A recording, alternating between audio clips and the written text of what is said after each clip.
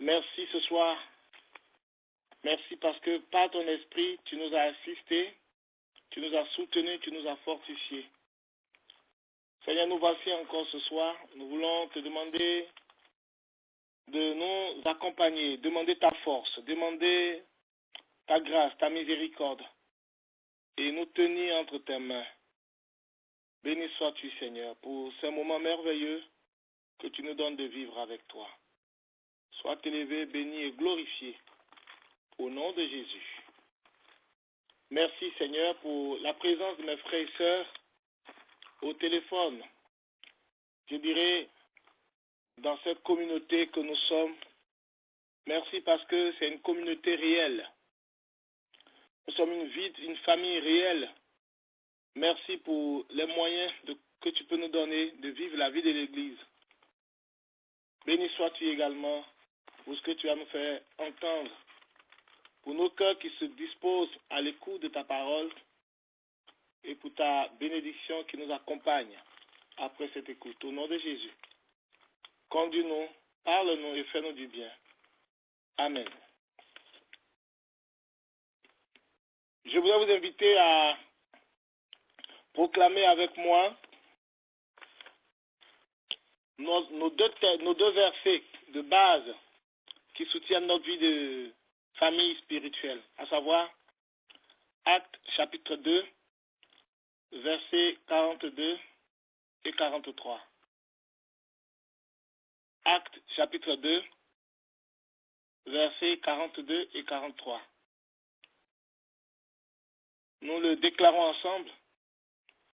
Ils, les chrétiens, persévéraient dans l'enseignement des apôtres, dans la communion fraternelle, dans la fraction du pain et dans les prières. La crainte s'emparait de chacun et il se faisait beaucoup de prodiges et de miracles par les apôtres. Nous remercions le Seigneur pour la grâce qu'il nous donne, une fois encore, de faire référence à ces piliers et particulièrement l'enseignement que nous avons reçu des apôtres de Jésus-Christ. Je voudrais ce soir qu'on fasse un temps, qu'on prenne un temps ensemble, un temps de réflexion sur notre marche chrétienne et qu'on fasse ensemble un petit bilan, je dirais. J'ai préparé un message depuis la semaine dernière, j'y pensais, et aujourd'hui en journée, le Seigneur m'a interpellé.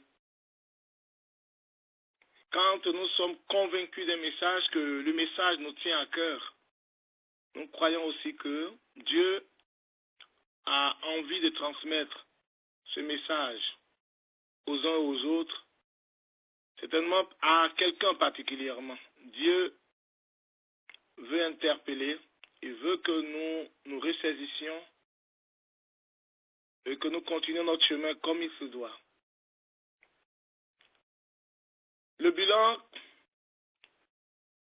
dans ce bilan, il sera question de notre relation avec le Seigneur. La question est la suivante, y a-t-il réellement eu transformation dans notre vie à l'image de Christ? Est-ce que depuis notre conversion, depuis que nous avons connu le Seigneur, depuis des mois, voire années, je dirais des décennies, est-ce qu'il y a eu un impact de ce que Christ est sur notre vie dans des domaines concernant notre vie intérieure comme notre vie en rapport avec les autres? Est-ce que les messages que nous écoutons, ce que nous lisons dans la Bible, si nous arrivons effectivement à lire la Bible, ce que nous lisons dans la Bible, a-t-il aidé à un changement? A-t-il aidé à transformer le mal en bien dans notre vie? Est-ce que nos pensées, nos habitudes, notre caractère, notre nature qui n'est pas conforme à la parole de Dieu, est-ce que tous ces éléments précités ont été conquis par la parole de Dieu, ont été soumis à la parole de Dieu? Quel impact réel la Bible a-t-elle eu sur notre vie? Quels sont les éléments qui peuvent nous servir à réfléchir et à revenir à la parole de Dieu? Si nous parcourons la Bible, nous verrons que ce soit avec les prophètes ou les apôtres et le message de Jésus qui a été développé dans la suite par les apôtres, la Bible entière a pour but de nous ramener à Dieu. C'est ça le message prophétique. Malheureusement, quelquefois on constate qu'après plusieurs années de vie chrétienne, il y a des domaines de notre vie qui restent et qui demeurent intouchables par Dieu. Alors je voudrais nous inviter ce soir à nous poser la question, pourquoi cela? Pourquoi est-ce que des choses sont restées pareilles depuis notre engagement avec le Seigneur jusqu'à ce jour? Cela ne doit pas être ainsi. C'est la raison pour laquelle je voudrais nous amener à réfléchir mieux, à nous pencher vers une décision ce soir, à la fin de ce message. Je voudrais donc ouvrir une possibilité à la question, pourquoi est-ce qu'il n'y a pas eu changement? Il y a certainement plusieurs idées, plusieurs pistes de réflexion, mais ce que je sais, comme dit la parole de Dieu en Jean, chapitre 13, verset 17, vous serez heureux pourvu que vous pratiquiez ce qui a été dit. En un mot, c'est le fait d'avoir dans notre vie, au début de notre vie chrétienne, un objectif, de se laisser transformer. Le fait de se laisser transformer par la parole, quand on devient chrétien, on se convertit, le fait d'accepter, après avoir accepté, de rester persévérant dans la volonté de se laisser transformer, doit être l'objectif essentiel de tout chrétien, de toute chrétienne à la conversion.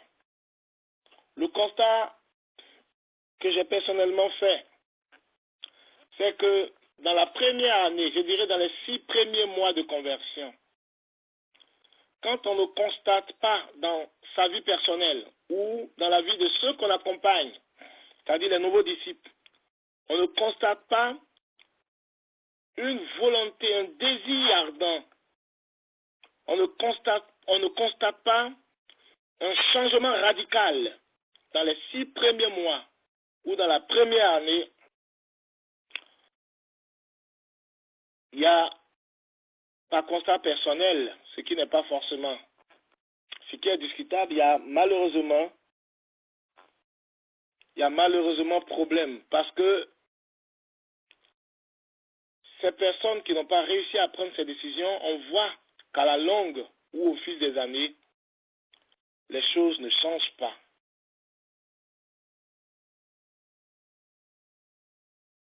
Qu'est-ce que je veux dire? C'est la décision que nous prenons au début de notre engagement avec le Seigneur de laisser la parole de Dieu. Comme le dit Romains, chapitre 12, au verset 2, la décision que nous prenons de laisser la parole de Dieu nous atteindre, nous transformer, C'est cette décision-là qui fait de nous dans la suite des véritables enfants de Dieu. Romains chapitre 12, verset 2 nous dit, ne vous conformez pas au siècle présent, mais soyez transformés par le renouvellement de l'intelligence. Il est dit bien, soyez transformés à l'impératif présent. C'est vraiment un ordre. Mais en même temps, Dieu ne nous impose pas. Dieu n'est pas un dictateur. Il traite avec nous par la sollicitation du Saint-Esprit, les propositions du Saint-Esprit. Je voudrais nous inviter ce soir à donc réfléchir ensemble. Qu'est-ce qui n'a pas encore changé dans notre démarche, dans notre marche, dans nos manières de faire, dans notre caractère, dans nos pensées, dans nos décisions? Quelle place de notre vie, quel domaine de notre cœur, de notre vie, de nos pensées, Jésus n'est pas encore Seigneur? Pour être sauvé, il faut avoir accepté Jésus comme Seigneur et Sauveur. Nous l'avons certainement accepté comme Sauveur, mais nous avons du mal à lui laisser la place, toute la place en tant que Seigneur de notre vie. Jésus est certainement notre Sauveur, mais en tant que Seigneur, il y a ce qu'on n'a pas encore laissé entre les mains de Jésus. J'aime bien cette chanson qui dit « Entre tes mains, j'abandonne tout ce que j'appelle le mien ». Je voudrais nous inviter ce soir à nous poser la question. Allons-nous continuer sur cette façon d'évoluer avec le Seigneur, de marcher avec le Seigneur, jusqu'à ce qu'il nous rappelle à lui, ou allons-nous prendre une décision ferme de nous remettre en cause et de voir à notre intérieur, dans la maison, dans le temple que nous sommes, en tant qu'homme, je veux dire homme, grand H, homme comme femme, dans le temple que nous sommes, quel est le domaine, quelle est la chambre, quelle est la clé que nous n'avons pas encore lâchée entre les mains du Seigneur.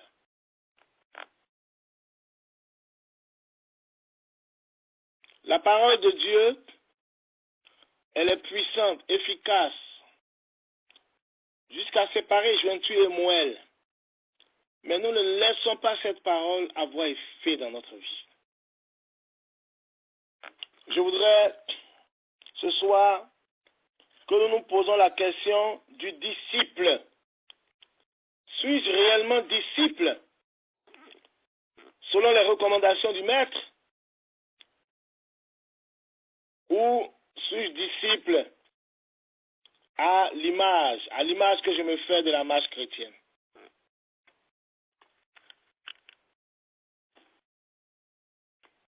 Voici les questions qui me sont passées à l'esprit toute cette journée.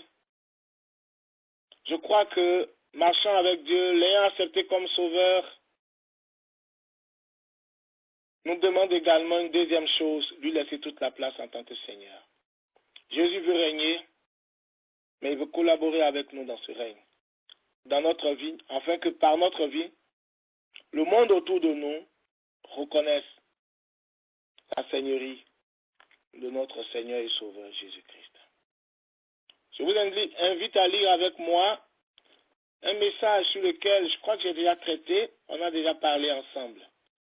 Un dimanche, c'est sur ces points-là que Dieu voudrait me ramener ce soir. Dans Jean, chapitre 8, du verset 30 au verset 32. Jean, chapitre 8, verset 30 et jusqu'à 32.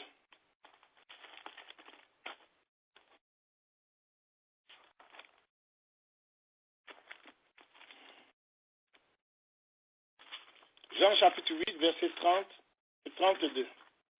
Lisons ensemble la parole de Dieu. J'aime quand c'est Jésus lui-même qui parle.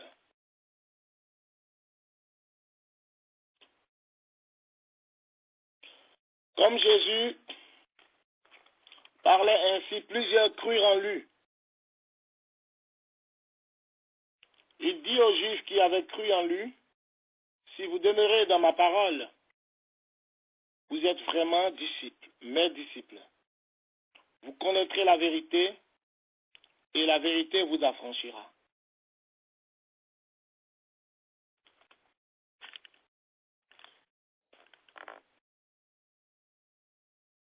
Dans une autre version, il est dit, si vous, verset 31, si vous vous attachez à ma parole, à la parole que je vous ai annoncée, vous êtes vraiment mes disciples. Vous connaîtrez la vérité et la vérité vous rendra libre. Que le Seigneur bénisse sa parole ce soir. Beaucoup crurent en lui. C'est à ceux à qui Jésus avait annoncé cette parole. C'est ceux qui ont cru. Parce qu'il y a d'autres qui ont remis en doute le message et la divinité du Seigneur. Mais à ceux qui ont cru en lui. C'est-à-dire nous qui avons cru. À ceux qui ont décidé de l'accepter comme Seigneur. C'est à ceux-là que Jésus fait cette recommandation capitale. Il leur demande, en un mot, de devenir disciples, ses disciples à lui. Le Seigneur leur dit, voici la condition qu'il va vous falloir pour être mes disciples. Cette condition est la suivante, c'est de rester fidèle à mes paroles. Je voudrais ensemble que nous essayons de comprendre la définition de ces deux mots. Rester fidèle. Et après, nous verrons ce que c'est que la relation, ce que veut exprimer Jésus par le fait que le fidèle, les disciples deviennent ou restent fidèles. Rester fidèle. Être fidèle, c'est suivre correctement, c'est rester constant dans l'attachement, dans le dévouement à quelqu'un. Une constante qu'on peut remarquer, une constante qui est vue de tous. Fidèle, donc, signifie celui dont l'attachement et le dévouement à quelqu'un ne change pas. Et ce dernier, cette personne dont l'attachement ne change pas, est digne de confiance. On peut compter sur la personne en question. Ou on est sûr de pouvoir compter sur la personne. C'est de cela que Jésus parle. C'est une personne indéfectueuse au travers de son attachement. Coûte que coûte, il reste ferme à son engagement. Donc, c'est le fidèle. Alors, le verbe rester ici, nous savons tous que c'est un verbe d'état, qui exprime un état continu. Un état continu, la façon dont nous sommes. Donc, rester signifie également demeurer. Demeurer fidèle. Demeurer continuellement dans l'attachement, dans le dévouement constant à la parole que les disciples ont attendue, ont reçue. De sorte que par leur attitude, on soit à mesure de compter sur eux. C'est ce que Jésus dit. Il dit, il faut que vous arrivez à un niveau, à un stade où je puisse compter sur vous. Vous devez rester constant dans cette décision. Quelles que soient les épreuves, quelles que soient les difficultés, quels que soient les temps que vous traversez, J'insiste sur cette idée de rester fidèle. Fidèle à notre engagement, fidèle à notre vision, fidèle à notre conviction, fidèle à la décision que nous avons prise. Parce que celui qui nous transmet ce message, non seulement il est Dieu, mais aussi il est vérité. Et son message est vérité. Donc le travail de fidélité constitue une base importante. De la constance dans la fidélité constitue une base importante. Donc, rester fidèle, dans une autre version, il est question de attachement. Si vous êtes attaché à la parole que je vous ai annoncée, vous êtes vraiment mes disciples. Si nous ne sommes pas attachés, c'est-à-dire enracinés dans la parole, notre fidélité va connaître une défaillance. Dans le rapport avec tous, sans exception, parce que simplement, nous n'avons pas de fondement solide. Notre fondement, notre enracinement sera jaugé en fonction de notre volonté, de notre détermination, de la rigueur que nous avons face aux difficultés, face aux épreuves, face à la pression, face au péché, face à la tentation, face à tout ce qui peut venir comme épreuve.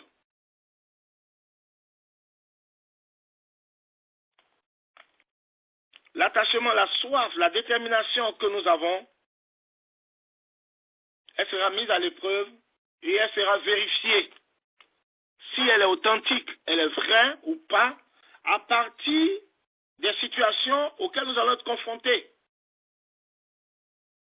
C'est plus facile de dire que nous sommes chrétiens, que nous aimons Dieu, qui nous a sauvés, de le chanter à l'église, de le chanter en groupe, de le chanter en réunion. Et quand nous nous retrouvons seuls dans nos quatre murs, quand nous nous retrouvons seuls face à une situation où il n'y a aucun frère en Christ, où personne ne nous reconnaît comme chrétiens, c'est bien facile de mettre la parole de Dieu à l'écart parce que personne ne nous voit. Et en plus, Dieu pardonne. Jésus pardonne. Il pardonne tout. Effectivement, nous allons lui demander pardon, il va pardonner. Mais c'est les choses qui constituent des failles, des faiblesses, des ouvertures, en un mot, qui constituent un fondement pas du tout solide dans notre engagement. Vous savez, on est justifié à cause de l'œuvre de Christ à la croix. On est sanctifié par la parole que nous avons reçue, mais nous sommes justifiés par le salut que Dieu nous a accordé gratuitement à la croix. Ce n'est pas par nos œuvres. Mais dans notre marche avec le Seigneur, ce qui fait la différence, ce qui soutient notre foi, notre confiance en Dieu, c'est la confiance que nous-mêmes nous mettions dans notre relation avec Dieu. Et vous êtes d'accord avec moi que cette confiance, elle est déterminée par le sérieux, l'engagement, la rigueur, la constante dans notre engagement et le coûte que nous y mettons pour mettre la parole en pratique, quelles que soient les difficultés, quelle que soit la tentation, quelles que soient les épreuves. C'est le sérieux que nous mettons à appliquer la parole. On ne le fait pas dans le rapport avec les frères et sœurs, ou pour se faire passer pour quelqu'un de pieux. Mais cela démontre de l'amour que nous avons pour Dieu. Non seulement, mais c'est aussi une force dans notre foi pour pouvoir vivre des choses. Et Dieu est heureux Celui qui veut vivre pieusement sera persécuté. Il n'est pas question de l'extérieur seulement. C'est-à-dire que parce qu'on veut vivre la sanctification, on ne veut pas tricher, on ne veut pas voler, on ne veut pas se laisser aller au mensonge, à la colère, à tout ce qui n'est pas clair bibliquement. Ce n'est pas parce que le monde extérieur seulement nous jugera, mais c'est parce que l'ennemi lui-même dans notre pensée ne doit pas nous laisser tranquille pour pouvoir mettre cette parole en pratique. Mais quand nous réussissons à tenir ferme, c'est un élément de confiance solide. C'est-à-dire que quand nous nous retrouvons face à des situations, ayant une bonne conscience, comme le recommande l'apôtre Paul, dit, ma conscience témoigne, mon esprit, mon témoignage intérieur me dit que j'ai fait ma part pour honorer Dieu. Je ne suis pas correct. Et quand les circonstances ne vont pas, l'ennemi n'a pas une porte ouverte pour nous accuser dans notre être intérieur, dans notre pensée. C'est ça qui fait la force. C'est ça qui fait la solidité. C'est ça qui fait le fondement inébranlable du chrétien. Et on tient ferme. Ce qui ébranle facilement notre vie chrétienne, ce n'est pas le jeûne, ce n'est pas nos degrés de prière. Quoique c'est dans la prière qu'on rencontre le Seigneur. Mais, et le jeûne aussi. Mais c'est la constance que nous avons à rester fidèles au Seigneur dans toute l'intégralité de la vérité biblique. Dans tout ce que la parole de Dieu dit. Que nous nous retrouvions pour dire que moi, telle personne, j'ai fait ma part. Seigneur, j'ai fait ma part. Mais voici que la situation ne s'arrange pas. Seigneur, j'ai fait ma part. Ça nous soutient dans la prière. On peut continuer de prier. Mais si nous avons triché, mais si nous avons cédé au péché, mais si nous avons ouvert une quelconque porte, nous avons été légers ou légères, nous avons été ébranlés dans notre fermeté, vous allez voir que pendant que nous sommes en train de prier, l'ennemi va commencer à nous accuser. Oui, tu es ci, oui, tu es ça, oui, tu sais. Toi-même, tu sais en vérité que toi et moi, on a été ici. L'ennemi va commencer à t'accuser et puis ça t'affaiblit. Ça t'affaiblit, ça t'affaiblit. Et on n'arrive même plus à prier. On n'arrive même plus à demander. On n'ose même plus demander au Seigneur. Et on s'en remet à la grâce de Dieu. Seigneur, pardonne. Au fond de nous, on prie. Mais nos prières, nous-mêmes, nos paroles que nous prononçons, on ne fait pas confiance à nos paroles. Parce que l'ennemi nous a déjà atteints à la base, dans nos pensées. À cause des actes que nous avons posés, du manque de fermeté. Frères et sœurs, Dieu nous interpelle. Ce n'est pas un message d'accusation, mais pour que nous soyons édifiés. Le problème, si nous ne sommes pas ancrés en Christ, le problème n'est pas forcément les autres. C'est nous qui devons faire un effort. Et comme je le disais au début de ce message, la difficulté, c'est lorsque au début de notre foi, dans les premiers mois de notre engagement avec le Seigneur, nous n'avons pas cette discipline de dire tel verset de la Bible me dit de ne pas faire ça. Il faut que Seigneur, je rentre en prière, que je dise au Seigneur, aide-moi, conduis-moi, soutiens-moi afin que je mette cette parole en pratique. Si nous n'avons pas fait l'effort de le faire dans les débuts de notre conversion, on acquiert de mauvaises habitudes. Vous êtes d'accord avec moi que lorsque nous intégrons les mauvaises habitudes, ça devient une manière de vivre au quotidien. Donc les mauvaises habitudes deviennent dans la suite un comportement. Et le comportement, à la longue, sur des années, devient la construction de toute une destinée. Et toute une destinée peut être le passage de quelqu'un sur la terre. C'est la raison pour laquelle on peut voir des chrétiens engagés aimant Dieu, en dents de scie quelquefois, mais des chrétiens engagés aimant Dieu, qui peuvent passer 5 ans, 10 ans, 20 ans, 30 ans, jusqu'à même à la fin de leur vie, c'est pas qu'ils ne sont pas touchés par la parole ou par la vérité, mais à chaque année ou chaque mois de l'année où cette vérité-là arrive, elle tombe comme sur de la pierre et puis elle glisse. Ils voient, ils réalisent, ça les touche, ils sont émus pendant le culte ou pendant la méditation personnelle ou pendant l'exhortation d'un frère. Ça les touche, mais ils n'osent pas parler et ça passe et ils oublient. Parce qu'une attitude, un mauvais comportement vis-à-vis de la parole de Dieu a été mis en place. C'est la raison pour laquelle, pendant que l'enfant grandit, s'il y a des défauts, il faut l'éduquer, il faut l'accompagner, il faut lui mettre un pédagogue à côté. La parole de Dieu nous vient non seulement comme par le Saint-Esprit, comme ses pédagogues, pour nous aider, mais la parole de Dieu, elle est puissante et forte.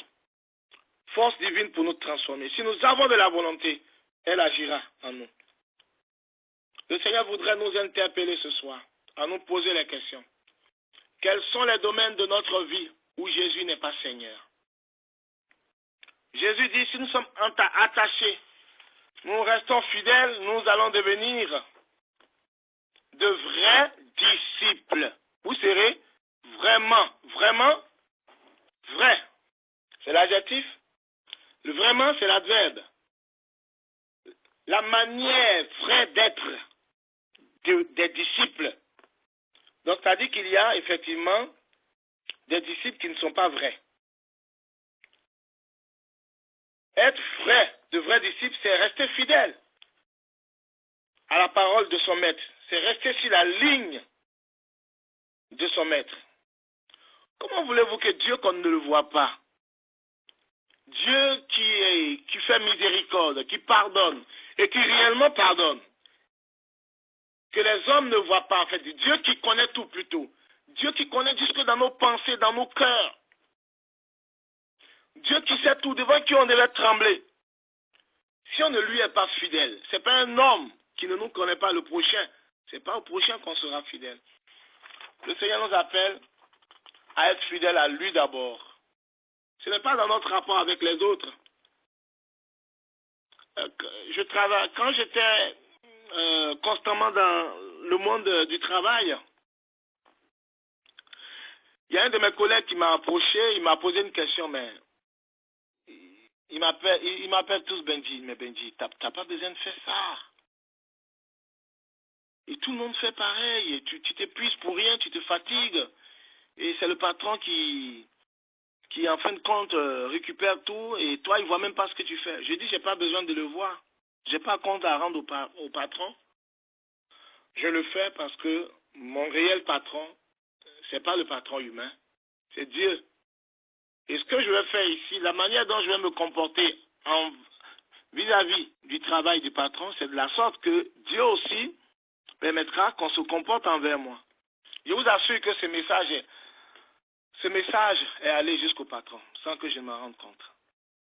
Mais après, le jour où Dieu m'a appelé, qui m'a dit, écoute, Benjamin, tu as fini ton temps là, je suis parti. Dieu veut nous inviter à nous tourner, à nous poser des questions.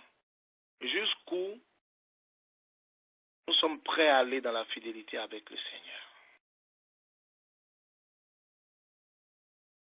Dieu veut faire de nous de vrais disciples. Le Seigneur nous interpelle à un changement fort et radical. Et les épreuves, les difficultés, les situations auxquelles nous serons confrontés, nous pouvons être confrontés, sont des occasions pour mettre à nu ce que nous ignorons certainement en nous, ce qui est caché. Et si nous disons que Seigneur, ça me dépasse, je ne peux pas mettre ta parole en pratique ici, personne ne me voit. Mais Dieu, tu pardonnes, ça me surpasse, il faut que je ne veux pas forcément tricher, mais Dieu, ça me dépasse. Ou bien que Dieu, tu vois, ça me dépasse, ça me prend, personne ne me voit, mais pour aujourd'hui, je vais y aller, et je sais que tu vas me pardonner. Mais je t'assure que Dieu va te pardonner. Dieu va te pardonner, mais c'est le diable qui ne va pas te lâcher dans la conscience. C'est ça la difficulté. Et si réellement Dieu te pardonne une fois et que tu repars, il y a un problème. Peut-être dans ce sens-là, il faut qu'on échange, qu'on partage et qu'on puisse t'accompagner. Parce qu'il y a un problème de fond. Dieu veut qu'on ait un fondement solide, bien aimé, Les vrais disciples demeurent dans la vérité, continuellement dans la vérité. Et à force d'être continuellement dans la vérité, et ce disciple, qu'est-ce qu'il fait? La Bible dit dans la suite, au verset 32, vous connaîtrez la vérité. Je répète, à force d'être continuellement dans la vérité, vous connaîtrez la vérité. On peut connaître la Bible, la vérité de la Bible, la lire au quotidien, la méditer. Jour et nuit, comme le dit Josué chapitre 1, verset 8, connaître même les versets par cœur. Il y a des régions, des continents qui le font par habitude. C'est pas mauvais, c'est beau d'ailleurs. J'aime bien ça aussi. Être constamment dans la parole, la lire, mémoriser tous les livres de la Bible et certains passages par cœur. Faire face, être continuellement dans la vérité, mais ne pas l'appliquer dans notre quotidien. Vous serez heureux pourvu que vous pratiquez ces choses. L'appliquer, pratiquer, mettre cela en pratique, face au quotidien. Et donc, si nous sommes continuellement dans cette vérité, nous allons la connaître. Nous allons la connaître parce que nous sommes continuellement en elle. Comment est-ce qu'on va arriver à la connaître? C'est en la pratiquant, en l'appliquant, en expérimentant au quotidien ce que la Bible dit. Même si ça ne nous arrange pas, la Bible dit ne ment pas. Bon, Dieu même il comprend. Écoute, je ne vais pas mentir. Je prends un exemple. La Bible dit de ne pas mentir et je ne veux pas mentir. Et donc je dis à quelqu'un, ben, est-ce que tu viens, on te demande est-ce que tu étais dans tel lieu. Donc pour ne pas mentir, et puisqu'on a donné rendez-vous, qu'on sait qu'on ne peut pas honorer, qu'on ne veut pas mentir, pour se donner bonne conscience, on peut passer rapidement, mais ne pas faire concrètement ce que la personne nous a demandé comme service. Je reprends. Ça dit qu'on nous demande un service dans tel lieu. Et donc, la personne rappelle derrière. Je t'avais demandé tel service. Est-ce que tu l'as fait? Je t'avais demandé telle chose. Tu as pris un engagement. Est-ce que tu as pu le faire?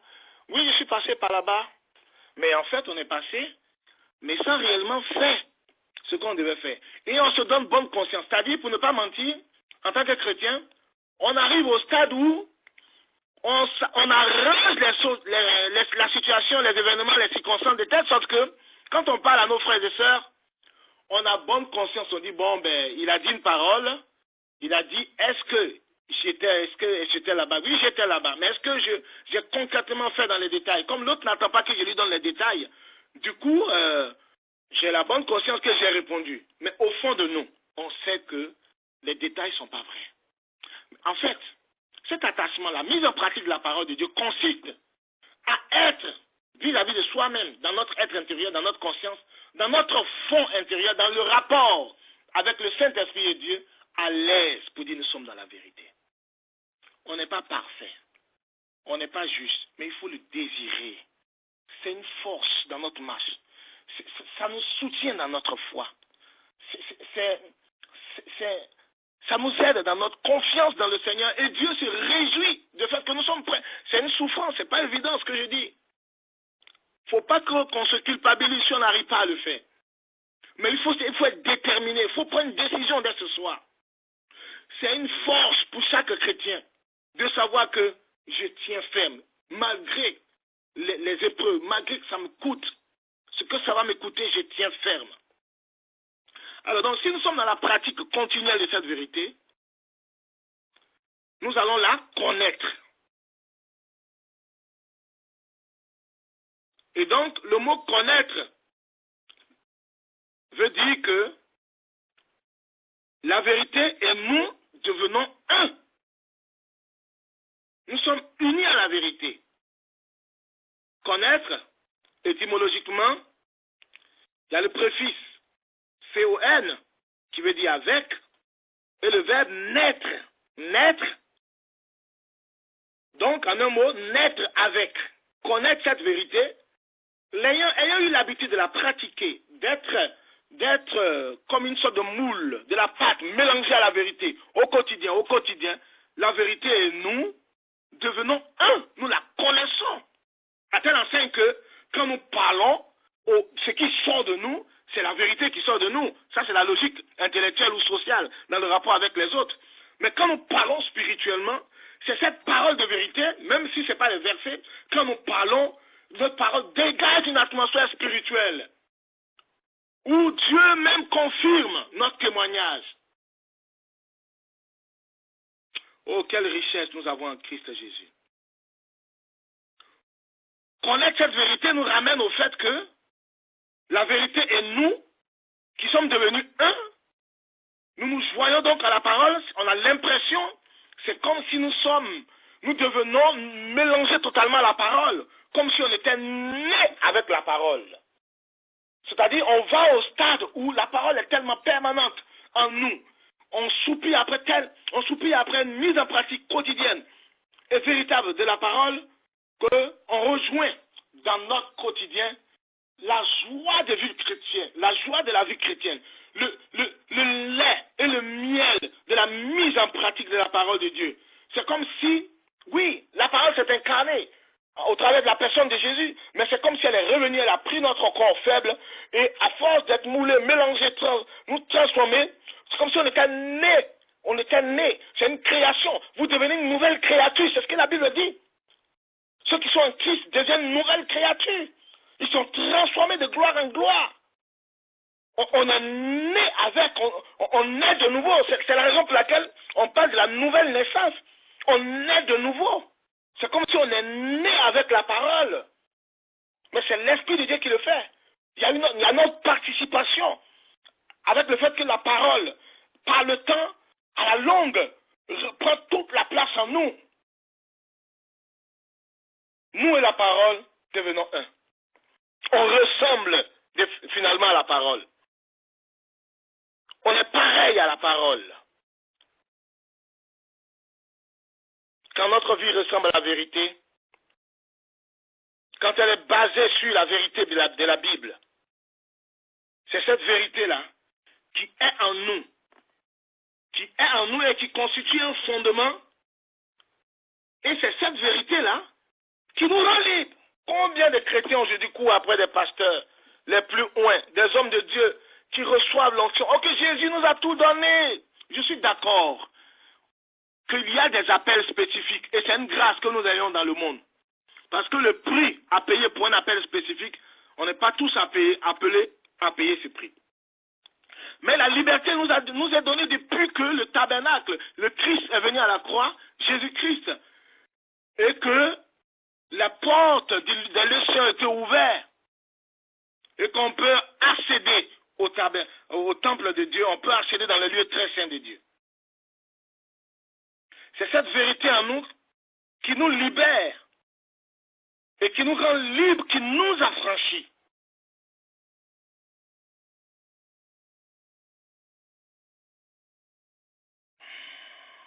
Si nous connaissons la vérité et que la vérité demeure en nous, nous sommes libres. Nous ne sommes plus esclaves. Nous ne sommes plus prisonniers de la manipulation des mauvais esprits, des activités des ténèbres. Mais nous sommes la lumière qui fait reculer les activités des ténèbres. Et Dieu défendra la vérité. Le Saint-Esprit nous soutiendra pour que la vérité prenne le dessus sur les ténèbres. Ce soir, voici ce que le Seigneur me met à cœur. Il veut que nous soyons réellement libres. Il nous a donné tous les moyens, tout ce dont nous avons besoin pour accéder, pour rentrer, pour vivre pleinement cette liberté. Je ne dis pas qu'on n'est pas éprouvé, mais on est éprouvé dans la tranquillité. On est persécuté dans la tranquillité. On est dans le manquement dans la tranquillité. On est dans le besoin dans la tranquillité, dans la paix. C'est notre démarche de marcher dans la vérité qui nous donne la paix parce que l'ennemi, comme nous dit Romains chapitre 20, chapitre 16, verset 20. Le Dieu de paix écrasera bientôt Satan sous vos pieds. Que la grâce de notre Seigneur Jésus-Christ soit avec vous. Comme nous le dit ce verset, la paix vient de la rencontre avec la vie de vérité, la vie de justice et le désir, la volonté de marcher au quotidien dans cette vérité. Que le Seigneur nous fasse du bien ce soir. Je voudrais nous inviter à lire un passage dans Romains chapitre 8. Chapitre 8, à partir du verset 31 jusqu'à la fin. Romains chapitre 8, verset 31 jusqu'à la fin. Que dirons-nous donc à l'égard de ces choses? Si Dieu est pour nous, qui sera contre nous? Lui qui n'a point épargné son propre fils, mais qui l'a livré pour nous tous, comment ne nous donnera-t-il pas toutes choses avec lui? Qui accusera les élus de Dieu? C'est Dieu qui justifie. Il s'agit de la justification judiciaire accordée par Christ à la croix. Qui les condamnera? Christ est mort. À la suite, vous voyez qu'il est évoqué la mort et la résurrection. Bien plus, il est ressuscité, il est à la droite de Dieu et il intercède d'ailleurs pour nous. Qui nous séparera de l'amour de Christ? Serait-ce la tribulation, ou l'angoisse, ou la persécution, ou la faim, ou la nudité, ou le péril, ou l'épée? Je saute. J'arrive au verset 37. Mais dans toutes ces choses, nous sommes plus que vainqueurs par celui qui nous a aimés. Car j'ai l'assurance que ni la mort, ni la vie, ni les anges, ni les dominations, ni les choses présentes, ni les choses à venir, ni les puissances, ni les hauteurs, ni les profondeurs, ni aucune autre créature ne pourra nous séparer de l'amour de Dieu manifesté en Jésus-Christ, notre Seigneur. Voici le message que le Seigneur me met à cœur. L'Église, ils étaient seulement 12 autour du Seigneur, touchés par la mise en pratique de cette vérité. Aujourd'hui, le monde entier est soumis à l'autorité de Christ. Si nous nous levons avec la soif, la détermination d'être de vrais disciples, nous allons arriver à la connaissance de cette vérité. Et c'est elle qui fera de nous des hommes libres. Ce soir, voici une clé que le Seigneur m'a fait passer à l'esprit toute la journée. La soif de la vérité. La soif de l'application de la parole de Dieu. Quel que soit ce que ça nous demande. Et l'intercession pour nos frères et sœurs qui n'arrivent pas à l'appliquer. La prière en faveur de ceux qui n'arrivent pas à vraiment intégrer cela. Ne soyons pas dans le jugement, mais dans l'amour. L'amour soutient jusqu'à ce que la circonstance soit arrangée. Vous voyez, à cette parole, il faut ajouter l'amour. Il faut ajouter l'amour de Dieu. Il faut ajouter l'amour pour nos frères et sœurs. Parce que c'est l'amour de Dieu qui a été manifesté pour nous. Ce n'est pas par notre force. Ce n'est pas par nos efforts, nos désirs. Qu'avons-nous que nous n'ayons reçu de Dieu? Que nous allons réussir à mettre cette parole en pratique. Si nous le faisons, nous le faisons, ce n'est pas plus grâce. Il faut manifester cet amour envers nos autres frères et sœurs pour pouvoir réussir à le mettre en pratique, eux aussi à leur niveau.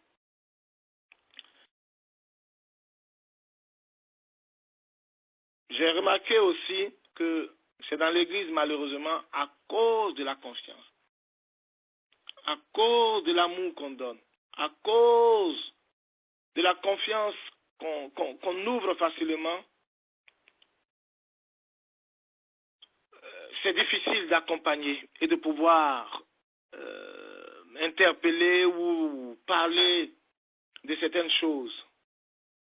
Mais le Seigneur voudrait quand même, quand nous accompagnons, nous aimons, nous soutenons, de partager, d'échanger avec des frères et sœurs dans l'amour, par la prière, par la prière, par la prière. Voilà, je voudrais vous inviter à la prière sur la base de ce message. Que Dieu nous aide. Celui qui